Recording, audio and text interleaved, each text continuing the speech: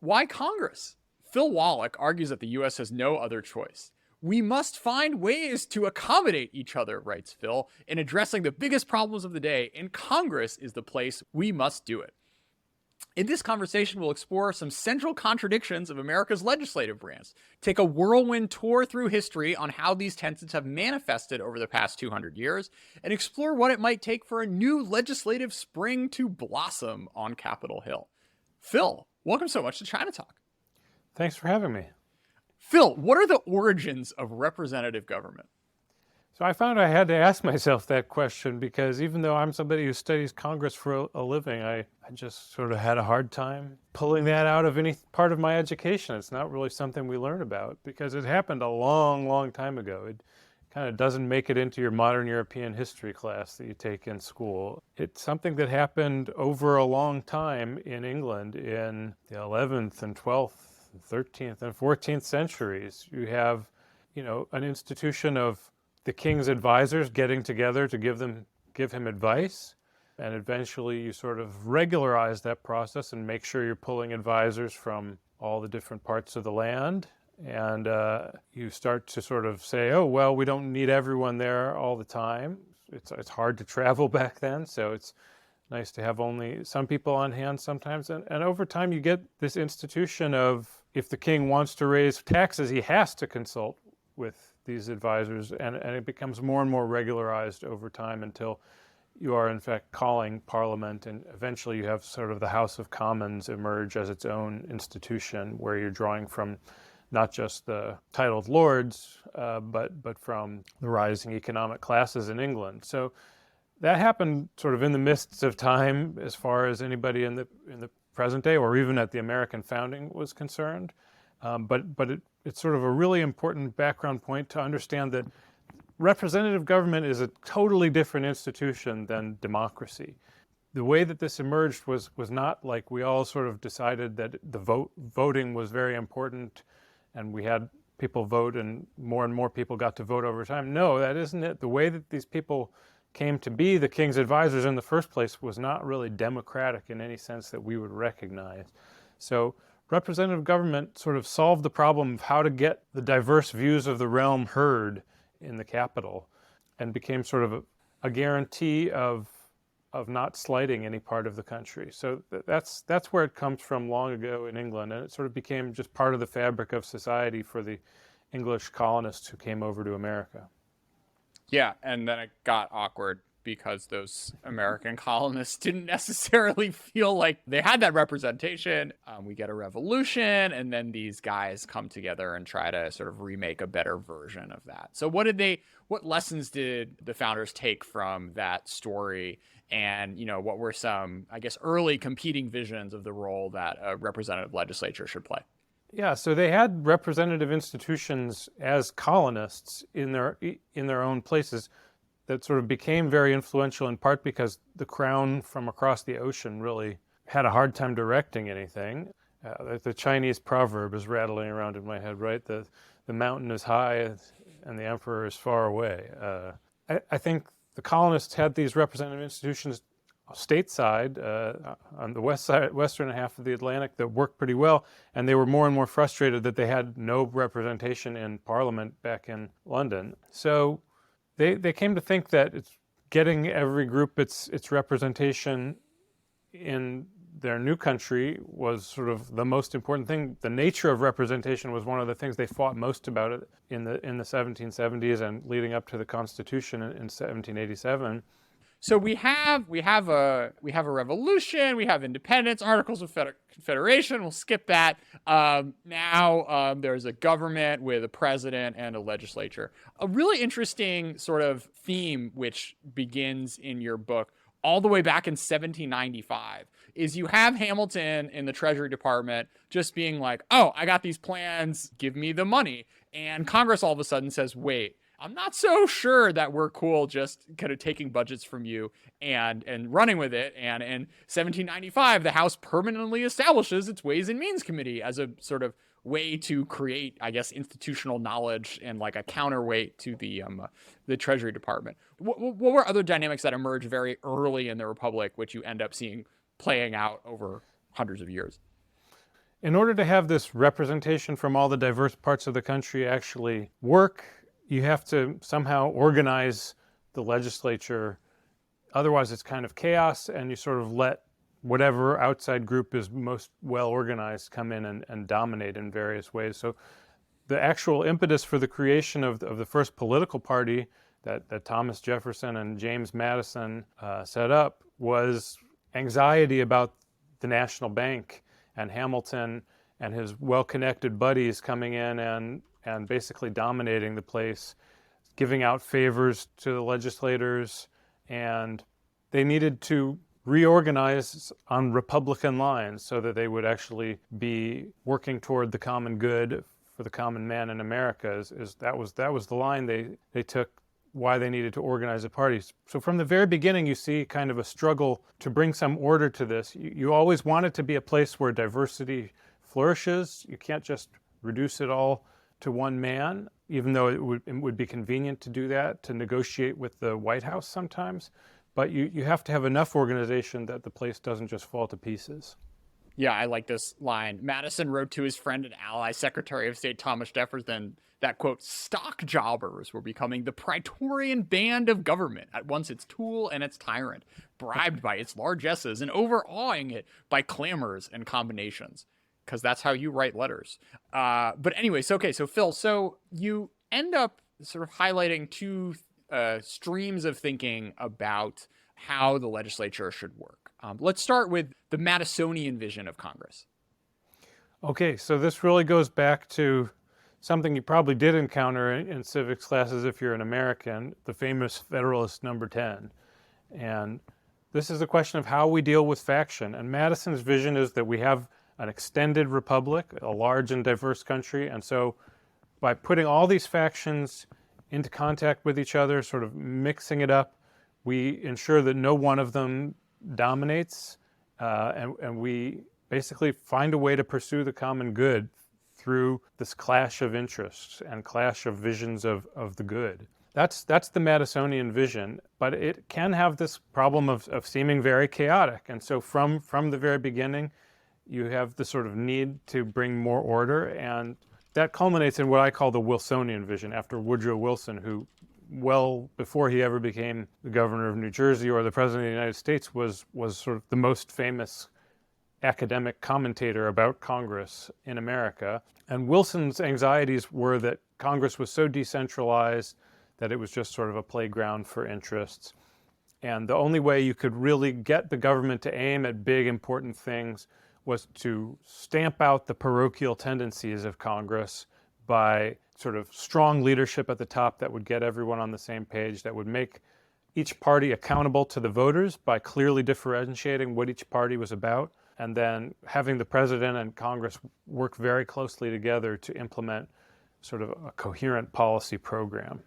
Yeah, I like this line from Wilson. He laments of American parties in 1885 that they are like armies without officers, engaged upon a campaign which has no great cause at its back. Their names and traditions, not their hopes and policy, keep them together. Which is like, you know, the kind of cognitive dissonance that your whole book is actually sort of arguing for in a weird way. The mess can actually be really useful.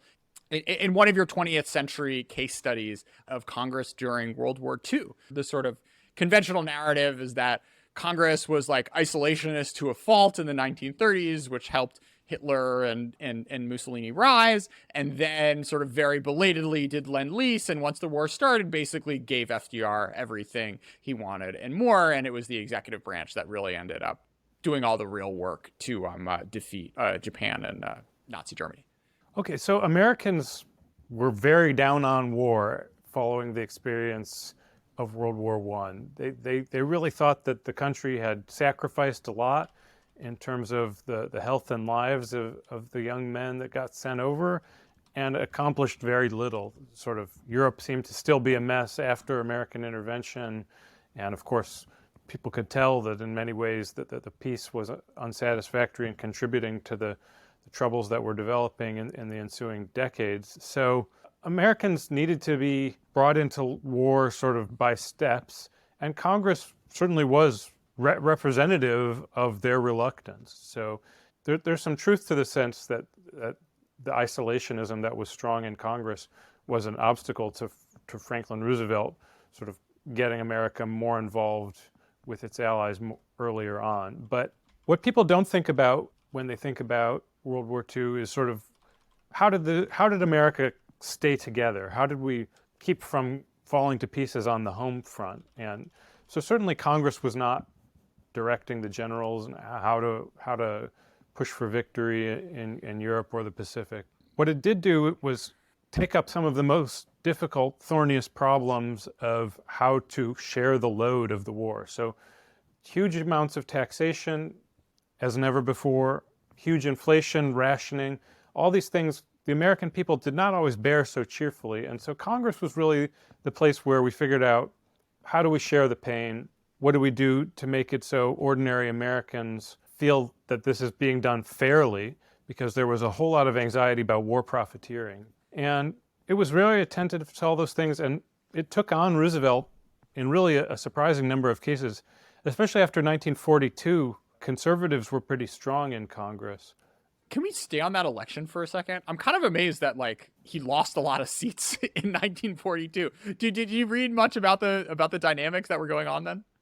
Yeah, I think it's an interesting moment. I mean, Republicans had a pretty good year in 1944 also, when obviously they did not win the White House, but they were really positioning themselves as sort of a moderating influence. They weren't sort of going all out saying Roosevelt is doing the wrong thing, we need to get out of the war or anything like that. They were saying we need to conduct the war effort in a way that's better for Americans, and we need to be careful of some of the sort of socialist tendencies that are gaining ground in the White House as we wage this war.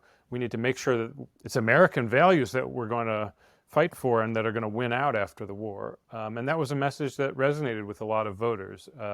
So it's an interesting moment for the Republican Party, sort of before it becomes sort of clearly a small government bunch. It's more of a business party, definitely fighting against a lot of the New Deal developments that it saw as pernicious, and successfully fighting against some of Roosevelt's more ambitious plans to transform the American economy permanently, which maybe people don't even remember today.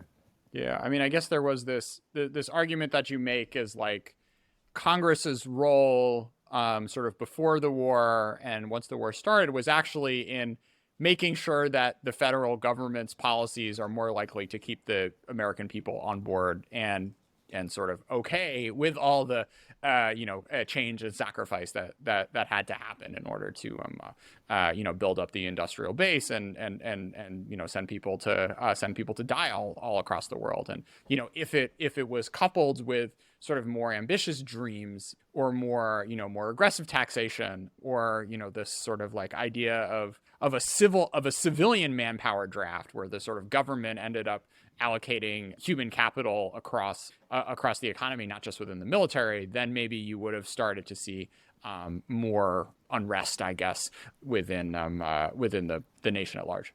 Yeah, I mean, logically, this idea of a manpower draft seems to make a lot of sense. I mean, if the country can force you from your home and send you overseas to fight and possibly die, why can't they pull you from your home and put you in a factory to help make the war material we need to win the war? Sounds like it makes a lot of sense, and it was a very popular idea at the time. But conservatives in Congress sort of slowed it down and made people focus on how exactly is this going to work? How is this going to permanently change the fabric of American society if the government gets to tell you that you have to become an employee at a private establishment? That's a pretty fundamental change in what it means to be a citizen. And so I think luckily for us, conservatives sort of slow walked that and eventually killed that idea. And we, of course, were able to win the war without having resorted to it. Yeah. So another interesting dynamic was the level of trust that the congressional and executive branches were able to build up in one another. You did have these sort of investigations famously headed by Harry Truman looking into, the World War II equivalent of waste, fraud, and abuse. But also, you had times like with the Manhattan Project where the executive was basically like, look, we need this money. It's really important. We're not going to tell you what it's for, but it could win us the war. And Congress was basically like, okay. So what sort of led the legislators, to decide to be okay with that sort of an arrangement? It's a very impressive thing. I mean, actually, the Truman Commission itself got a lot of complaints sent in to investigate from people who worked in these strange factories, and they didn't understand what the factories were doing. And they said, maybe these people are just bilking the government for money. I'm worried. And they investigated enough to ask some questions in the executive branch and be told, these people are working at factories on a super weapon that's going to help America win the war, back off. And they said, okay, that was enough for them back then. I mean, it's kind of a symptom of trust as much as any part of a sort of cause, right? Sort of the system was functioning very well. The senators took each other at their word, even across party lines, that if you say this is absolutely necessary to win the war and secrecy is important to winning the war, we can live with that. We can funnel some money toward, and it was a huge amount of money that went into making the atomic bomb. Just thousands and tens of thousands of people involved in creating the fissile material, and it worked because there was enough trust, because the executive branch knew how to sort of build the ties with Congress on that front, and the congressmen sort of were able to get enough access and sort of talk amongst themselves behind the scenes to decide that this was all right. All right, so let's come to the civil rights movement. There is, I think, another sort of conventional narrative, perhaps typified by Robert Caro's LBJ ring cycle, which basically goes that, it's really nice. There were all these activists who were kind of doing their thing. And then Kennedy was sort of waffling. He gets assassinated, and then LBJ sees this as an opportunity and then uses all his, magical powers of persuasion to do the thing that no one had been able to do besides him in 1957 of passing real civil rights legislation. You argue in a fascinating chapter that this was in fact not the case, and a softer, I guess, like more almost inclusive way of building and manifesting a coalition to pass civil rights and later voting rights was actually what finally got civil rights legislation over the hump in 1964.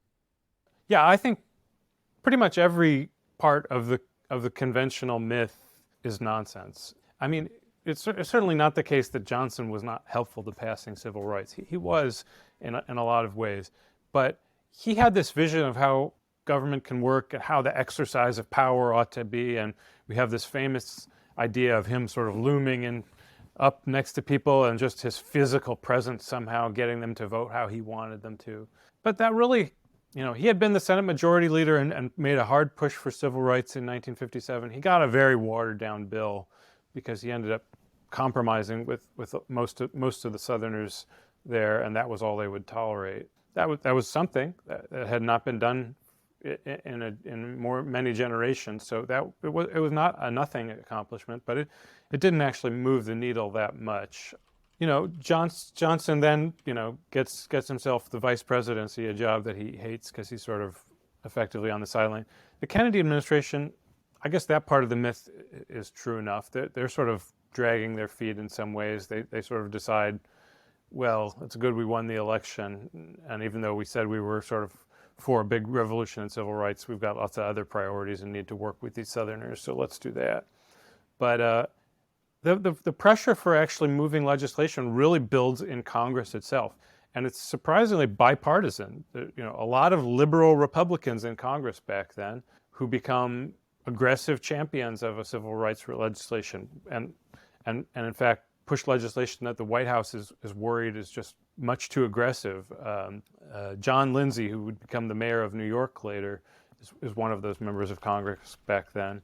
So there's a lot of competition between the parties to see who can be the champion of civil rights. Of course, the Southern Democrats are never getting on board with that. But there's a lot of pressure building in Congress.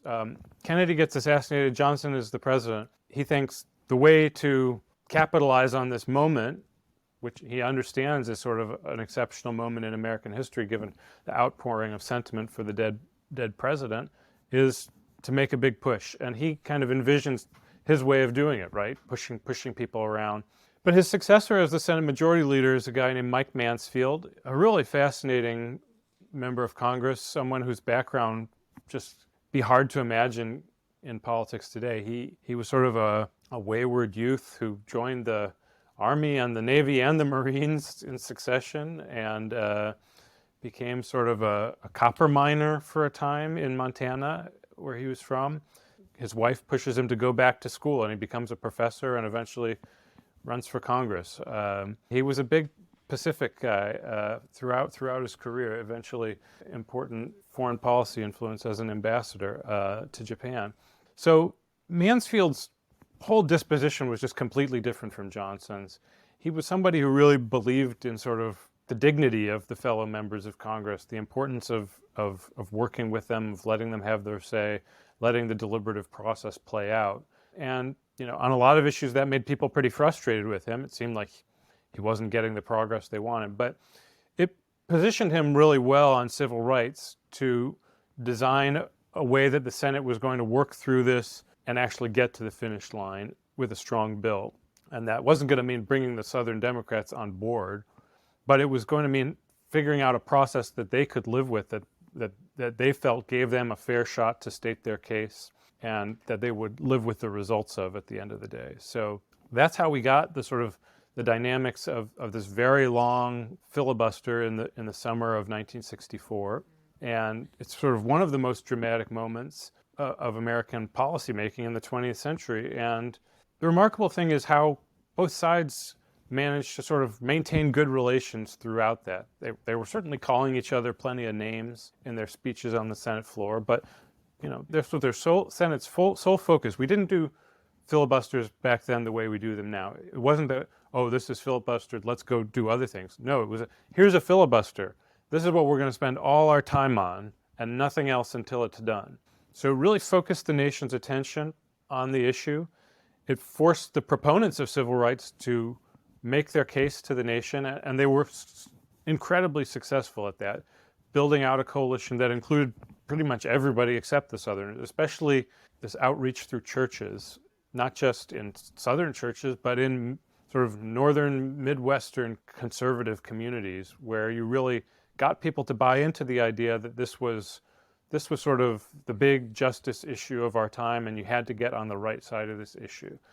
That's something that the dynamics of Congress actually forced to happen, to play out that effort at persuasion. And in the end, that's what assembled a coalition capable of breaking the filibuster in the Senate and got us a law that wouldn't just pass and get reversed the next time the party switched, but would pass and endure for decades.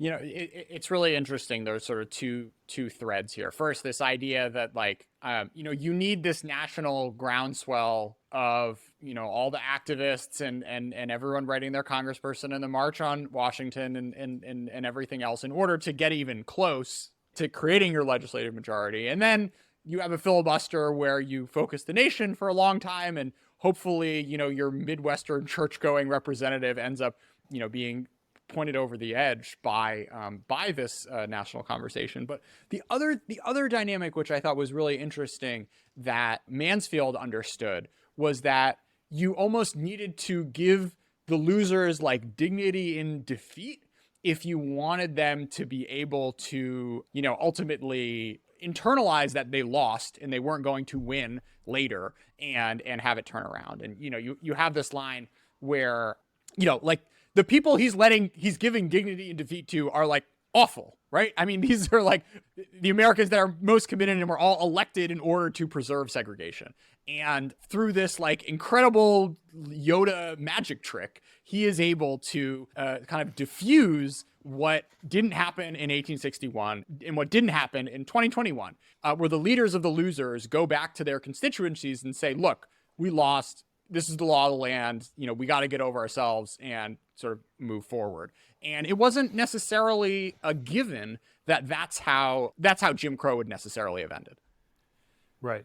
So it's interesting that you say these worst, terrible people, right? I think that it's so easy to sort of turn history into a cartoon with the bad guys and he did this jujitsu to neutralize the bad guys. But I think the important thing was that he really didn't think of them that way. Yeah. You know, they really thought of each other as dignified, worthy human beings whose positions had to be respected, and they had a huge divide. And yeah, ultimately, the liberals of the moment back then really did believe that the segregationists were committed to just a backward and terrible moral system. But they didn't doubt their sincerity, and they didn't think that that just made them sort of awful human beings, full stop. They were their coalition partners. They were members of the Democratic Party together, and they needed to make government work, and they had all kinds of commonalities on other things. I mean, Richard Russell, the sort of leader of the segregationists, he's the architect of the school lunches program. He's somebody who had lots of disagreements with Franklin Roosevelt, but was also a sort of important backer of some New Deal initiatives. So it's complicated, and the process is meant to sort of let them fight it out on this issue, let them have their say, let their section, the South, feel like it wasn't just bulldozed, but was actually given the chance to make its case. And then at the end of the day to say, yes, we made your case, we lost, and now we have to follow the law of the land. The way LBJ wanted to do it was just like, what did Trump say about like a North Korea and Iran? Like maximum pressure, you know, make them stay up 24 hours a day and just sort of do this in the most testosterone-filled way possible. But you had Mansfield, who took this, as you would say, like understanding approach or empathetic approach to the, you know, plight that the Southern Democrats were in. And you know, you quoted another historian, Zelitzer, who said that Mansfield thought it was important to give his Democratic colleagues, quote, their dramatic last stand so they could demonstrate to their constituents that they understood and shared their opposition to the bill. He didn't want to destroy the Southerners. He knew that when Congress moved beyond civil rights, their votes could be useful to the Democratic Party. And, you know, that is like a, you know, as you said, like the way I framed it was very much in a sort of good versus evil valence, which is, you know, hard to take out in the context of thinking about civil rights legislation and, you know, Strom Thurmond and whatnot. But like it did end up that method did end up getting results, and, you know, it's not perfect, but I think the second half of the 20th century would have been a lot uglier if you ended up having a more aggressive kind of response against integration than you ended up seeing in the 60s and 70s. Yeah, I think it's important that the civil rights leaders themselves were very much on board with this strategy, and they wanted to win an enduring victory. They didn't want to just figure out the fastest way to get 51% and change the rules and see what they could grab today. I mean, they really did appreciate the importance of running through the process. One of my favorite moments in the book is sort of this amazing act of magnanimity from Clarence Mitchell, who was the chief lobbyist of the NAACP. So after the cloture vote has been won, Mitchell actually walks Richard Russell back to his Senate office, and sort of he's feeling compassion for his defeated foe. And Russell turns to him and said, "You should be grateful for the filibuster, because that actually ensured that the Civil Rights Act is going to endure, and the South would never have accepted it if we hadn't had our chance to fight and to sort of lay ourselves on the line for this stand against this bill." And I think a lot of people would think, "Oh, that's just nonsense. Obstruction is terrible. What a story to tell yourself." But I think that actually he really had the right idea. It's by working through the democratic process in our representative legislature that you actually get policies that stick and sort of are able to affect the fabric of our society, rather than just sort of becoming little policy changes that the next administration reverses. Yeah, there's something like biblical or like Homeric about representative democracy. And that scene where you elect these champions, right, who are supposed to like be your manifestation, and the David and Goliath, or the Achilles and Hector, and like they do battle, and one wins and one loses, and then sometimes like, okay, you can settle the war based on that, because people have like bought into this idea that they're connected with this champion enough to be able to put down their swords once. Well, I don't think that worked out too well for the Trojans, but let's put that aside. Anyways, there's something to that though. This is maybe your next book, Phil. All right, let's get to the 70s, which is like a weird time for Congress. A lot of the sort of critiques of the 70s, the Hill in the 70s, are pretty foreign to folks today. So what worked and what didn't in that era? Okay, so kind of after civil rights, in that moment, you still have sort of rising liberals sort of feeling their oats and feeling like the continued influence of these Southern conservatives is really irksome to them. So they wanted to change the rules to give themselves more power and these super senior Southerners less power. So there's all kinds of decentralizing reforms pushed through Congress in the 70s, and there's a huge explosion of congressional staff. And the sort of, especially in the House, the overall picture that emerges is one of a little bit of chaos, but subcommittee government is what political scientists called it. It's sort of where many dozens of members have their own subcommittees and are kind of making things happen. They're not necessarily passing laws, but they're doing a lot of oversight. They're generating a lot of excitement. They're sort of channeling the desires of a lot of these up and coming liberal constituencies. So yeah, it's an impressive amount of change for this institution that had been a very hidebound place, especially in the 50s. Congress was seen as this sort of clubby institution where all the members had to adhere to these very sort of strict social norms, and a lot of the younger members in the 70s sort of blow that open. There's this huge influx of freshman members in 1974 as the Nixon administration has imploded because of Watergate. So you see just huge changes, and it's sort of a body that's alive with possibilities, but it doesn't all go that well in the end. There's this interesting dynamic that you talk about of like Congress investing in itself and its own sort of institutional knowledge. And after Nixon, there was obviously a lot of skepticism about the executive branch, pulling the wool over the eyes of the legislative branch, and kind of, not spending money that it appropriated, and doing secret stuff that wasn't cool with.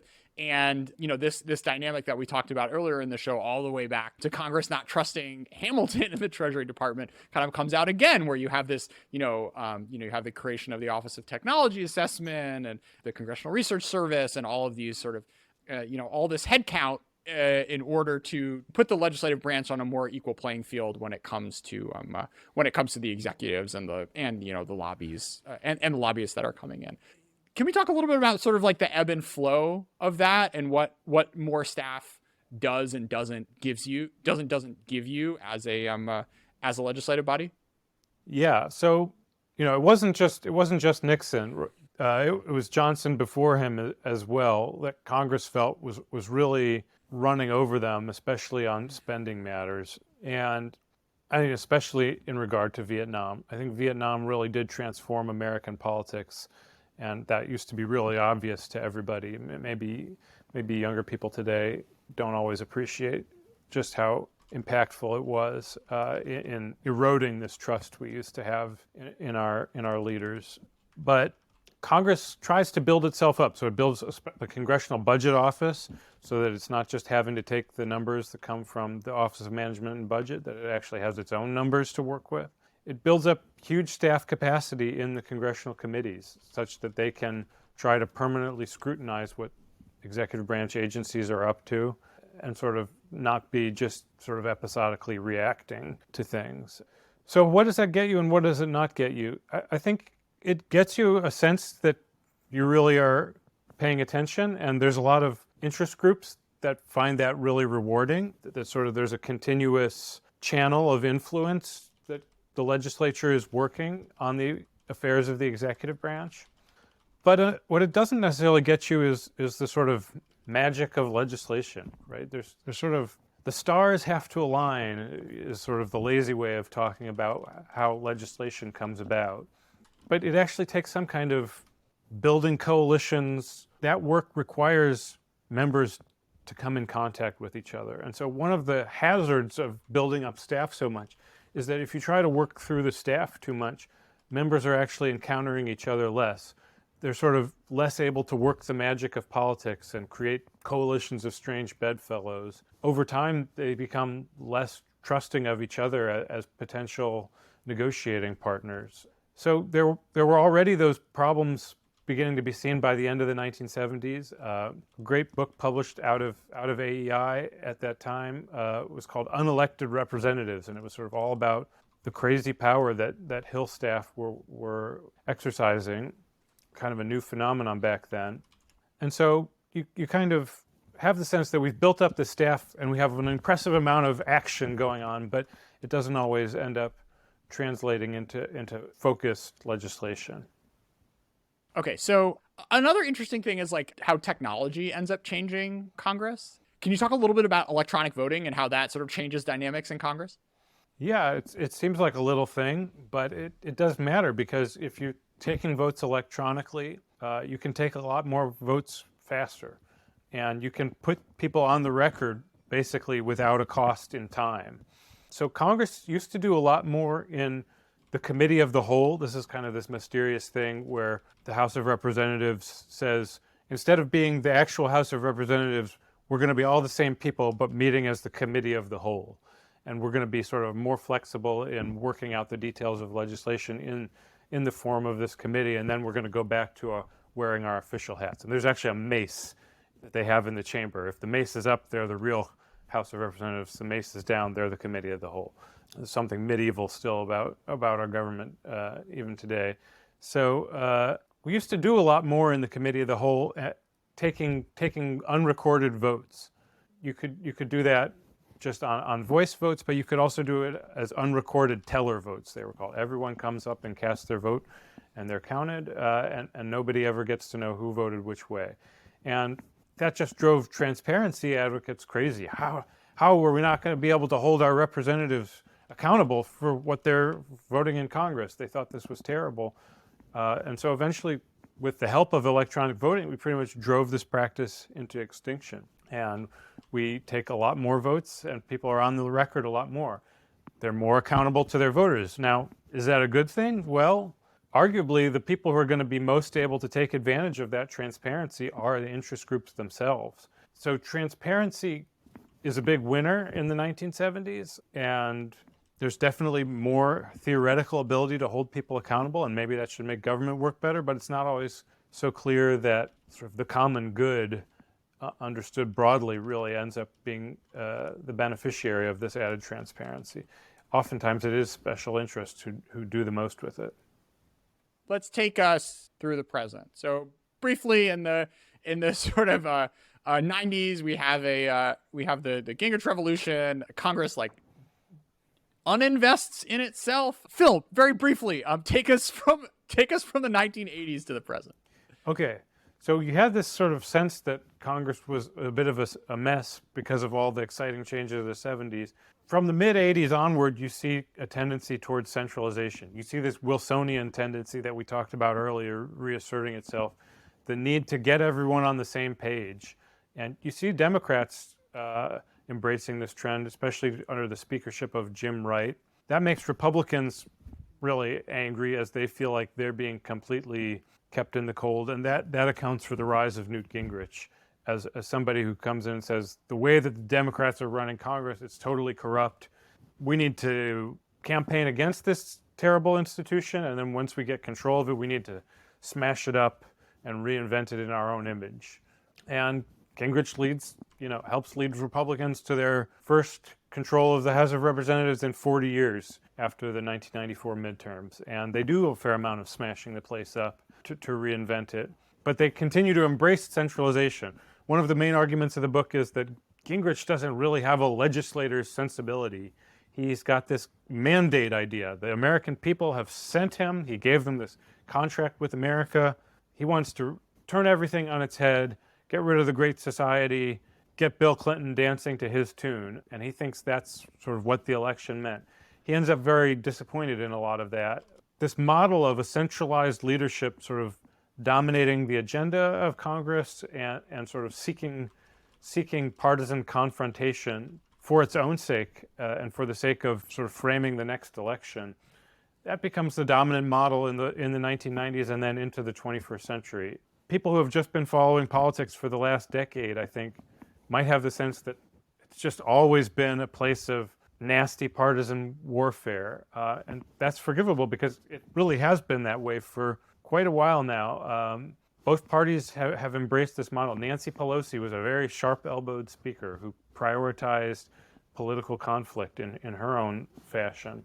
You know, I think it's just really important to understand there were times when Congress worked in a very different way. If members on Capitol Hill today wanted it to look a different way, wanted to organize things differently, they absolutely could. The tools are there at their disposal, and we, the voters, should be rooting for them to sort of reinvent the place.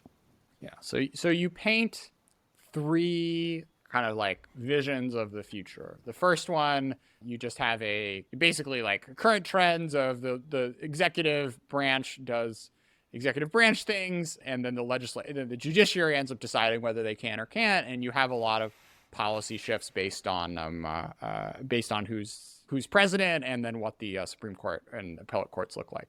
Then you have sort of vision number two of Congress kind of like weirdly gets out of the way and ends up just being an increasingly irrelevant body that doesn't do that sort of kind of like national conversation, hard discussion, like big compromise on, big coalition finding on big issues, work that we talked about during World War II and the civil rights movement, kind of just like lets the executive do whatever it wants. And then this third vision, I'll let you explain for yourself. So what does that end up? What's the dream of what we can look back at 2050 of Congress having turned itself into? Right. So thanks for letting me tell you the names, which I'm so pleased about, of these things for myself. The first one that you sort of current trend lines that's decrepitude. That's where Congress is headed. To become a marginalized body that sort of lobs a bunch of insults around, but everyone understands that the real work of government is happening in the executive branch and to a lesser extent in the courts. I say it's sort of heading toward what legislatures do in authoritarian countries. You have legislatures in every country in the world today, pretty much, and they get together and talk about things. But in the authoritarian countries, people understand it's just a lot of hot air being pushed around, or it's sort of useful to the regime. There's a lot of different visions of how a representative assembly can work. You can have a body that really draws in people from smaller and smaller districts. There's a lot of people who want to make the House of Representatives very big today as a way of accommodating the population growth that the United States has had. So I'm nervous about that, to be honest. You look at something like the People's Congress in China. This is an institution not everyone knows about, but it's more than 3,000 members from around the country come together, and technically they pass all the laws in China. But it's like a small committee of a committee that actually does the work of writing those laws. And of course, all of this is essentially run out of the hip pocket of the one ruling party there. But you can have a lot of people talking and a lot of people coming in sort of getting their fingerprints on it as a tool to try to legitimate what's happening in the centralized government without it actually having all that much impact or determining the outcome. So if America is sort of losing its sense of how to do self-government, that doesn't mean that we're going to stop having people talking in the halls of Congress. It's a very nice building. We're going to keep having people come there and talking and giving tours to people who want to see the beautiful architecture. But the question is like whether this is actually the place where decisions are getting made. The big decisions about sort of what's important to us as a country, where we should go. That's the essence of a politically free people. And the more we sort of just say, oh, it's such a pain in the butt to let these people keep talking to each other, the least we can do is sort of make sure that the executive branch gets to gets to do what it needs to do for the country, and they can keep talking, but we're not going to let them matter much. That's really a dangerous road for us to go down. That's what legislatures look like in authoritarian countries. That's what the People's Congress looks like in China. And I'm very nervous that that sort of slow drift into that is what's ahead for Congress in the United States.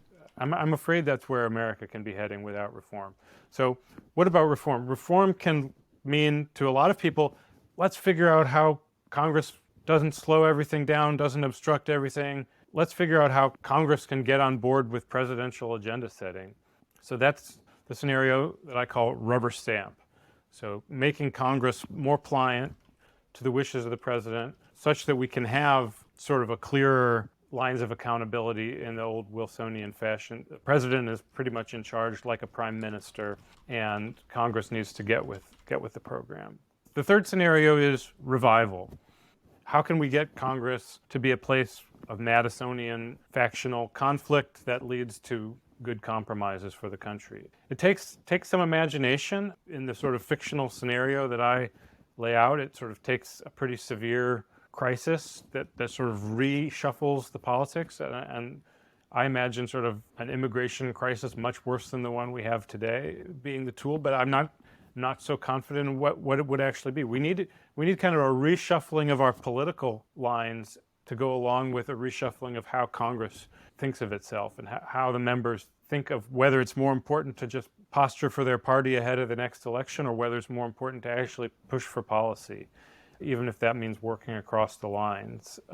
And in a way, it has seemed imminent to me for a long time that we need such a reshuffling, and that surely members are going to be fed up with working in the kind of place that they're in now, where really members are just reduced to sort of fundraisers and lever pullers. But I've been disappointed the last half a decade. You know, you might have thought a shock to the system of the magnitude of COVID might have shaken things up. To a remarkable extent, it didn't. And you know, so we'll see. We're seeing generational change in Congress right now, right? A sort of a generation of very strong leaders who have been good at sharpening partisan conflict. Pelosi, we've mentioned. Mitch McConnell in the Senate is getting up there in years. So maybe the next generation of members and of leaders will see their way to making the institution work differently. Been COVID, could have been Donald Trump, but yeah, I guess we're still waiting for that reset point. Yeah, I mean, it's an unfortunate thing to have to say, but like maybe a hot war with Russia or China, like you could imagine those things pretty dramatically reshuffling people's commitments in American politics. But gosh, none of us can be rooting for that. Any concluding reading recommendations? Yeah. So what have been the most interesting illustrative books you've come across about Congress over the course of this research? I want to actually recommend a book by a British political scientist that isn't really about Congress, but that I think shaped my thinking a great deal. His name was Bernard Crick. His most famous book is probably a biography of George Orwell. He sort of got the official papers from the Orwell family and wrote that book. But the book that influenced me is called In Defense of Politics. You know, politics is almost a dirty word in our culture today. To say that something is political just means it must come from base motives. You don't have politicians sort of proudly wearing that label as a badge. They're sort of all embarrassed to be politicians, and they want to convince you that actually they're something else instead. But we need to understand politics as the way we live with difference in our society. And Crick does just an amazing job of explaining the value of that, the value of believing in peaceful resolution of conflicts. Sort of social peace is kind of a badly underrated phenomenon in our society because we've had so much of it in our country's history. We had a civil war, but that was 150 years ago. And it's not necessarily so obvious that all these different diverse groups can figure out ways of living together peacefully. Politics is the way we organize ourselves to make it so that we engage with each other without coming to blows. And Crick explains why we can't substitute for that with technocracy or with utopian ideas like one-party communism. For him, politics is sort of indispensable to what living in a free society is all about, and to dealing with the fact of social difference. So that's the book I'd recommend. Awesome. One other question for you. So you make this point early in your book that presidents get a lot of movies made out of them and a lot of books written about, them and their cabinets and the big decisions they make. But, you're hard pressed to find popular literature that really delves deep into, Senator, House Majority Leaders and like legislative battles and whatnot. I'm curious, if there are any characters you think really need a biography length treatment, or what HBO miniseries about some legislative fight would you be really excited to see recorded? Yeah, so it's hard to make good stories about Congress. It's so easy to tell stories about presidents, especially if you want to adopt the good and evil frame that comes so naturally to us as storytellers. President fighting for good beats back unenlightened horde trying to drag their feet. That's a narrative that we can apply pretty easily. It's harder to tell good stories about Congress, and you said legislative leaders, but what about lesser members, people who were just effective lawmakers? I have to admit that I've read a lot of biographies of these people, and they're not always such thrilling stories. Making things happen on Capitol Hill is kind of a mysterious art. It requires somebody who's good at maintaining a whole lot of relationships, more than you can fit comfortably into a book, with all their colleagues, even ones that they don't always vote the same way as. So if you read about like a really effective legislator, like let's say Henry Waxman of California, it's hard to tell this as a thriller. It's somebody who's maintaining relationships over a long time, building dedicated knowledge on their staff over time that they can use to write legislation. There's all kinds of members who just are completely forgotten to obscurity, unfortunately, but who have this art of figuring out what's possible and making it happen. Barbara Conable of New York. I'm sure most people have never heard of him. I read a very good biography of him. He was at one point the ranking member of the Ways and Means Committee in the House, and somebody who helped figure out how to save Social Security in 1983. So a lot of people labor in relative obscurity and really make things happen. It is harder to tell stories about them, but we should at least sort of understand that this is a sort of a failure of our political imaginations, and we should all work a little harder to not read that next marginal presidential biography, and to try to learn something about how things are working that comes at it from a different perspective. You know what would be really cool, which will never happen, is like Hard Knocks or this sort of F1 type of Netflix coverage where they basically just they have a camera crew and they follow someone around 24/7. And I think, the version of that goes into the locker room and, goes into the gym and sort of shows you how someone uses that like social magic to maintain these relationships. I think that would be really compelling television, but like, anyone who's good enough to be able to do that is not going to allow Netflix to follow them around. I don't know. What do you think, Phil? Yeah, there's an old show called Brick City that followed Cory Booker around when he was the mayor of Newark. And it's interesting to watch him ply his craft at that stage of his career. Of course, he's in the Senate now. I think you have to be wary also, because some of the members who are absolutely the best at publicity and self-promotion today are not sort of the typical members who actually know how to make things happen. They're the people who are most focused on making themselves famous. If you're good at this craft, you're exactly the kind of person who doesn't want the camera to follow you around. So Phil, we close every episode with a song. Is there like a song about Congress you like? Oh man, boy, you caught me off guard with that one. There's not that many songs about the presidents even. My little daughters have become preoccupied with a song that I just learned called "What Did Della Wear?" That's an amusing bad pun-filled tour of our United States. I can recommend that one for anyone wanting to get themselves some well-earned groans. reaching out.